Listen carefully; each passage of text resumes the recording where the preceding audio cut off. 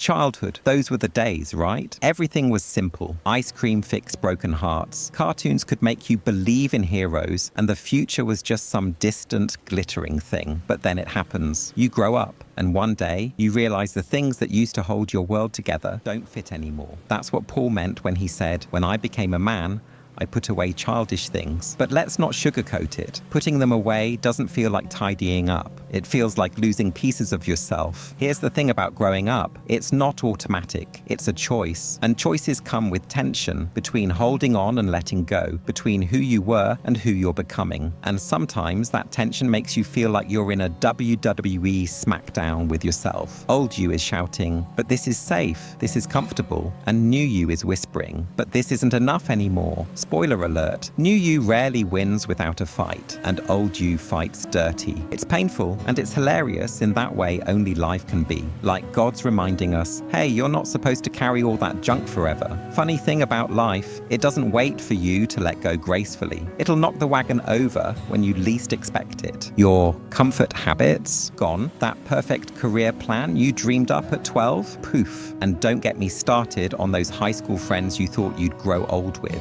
Half of them are probably just liking your posts out of guilt. Paul's words in 1 Corinthians 13 aren't just a call to maturity. They're part of a larger passage about love, what it is, what it isn't, and how it grows. Love, real love, demands growth. It demands sacrifice. And sometimes that sacrifice is our childish need to be the center of the universe, to always be right, to get our way. Paul knew this. Love is patient, love is kind, but it also asks us to change. And change, my friends, is rarely comfortable. Philippians 3:13-14, pressing on. Paul says, "Forget what's behind and strain toward what's ahead." But let's be real. Forgetting isn't easy. We love our baggage. We decorate it, name it, and sometimes even Instagram it. But here's the truth. You can't run the race God set for you while dragging a suitcase full of what-ifs. The past is a place to learn from, not a place to live. Ecclesiastes 3:1, seasons of change. Solomon reminds us that life is a series of seasons. Some are full of joy, others feel like endless winters. But every season serves a purpose, even the painful ones, especially the painful ones. God uses them to prune us, to prepare us for what's next. So if you're in a tough season, take heart. It's not permanent, but it is necessary. Ephesians 4:22-24, the new self. Paul doesn't just tell us to let go of the old self, he tells us to put on something new. And here's the catch. You can't wear both at the same time. You can't keep the bitterness, the insecurity, the selfishness, and still expect to grow into the person God designed you to be. It's one or the other. Choose wisely. Putting away childish things isn't just about stuff, it's about identity.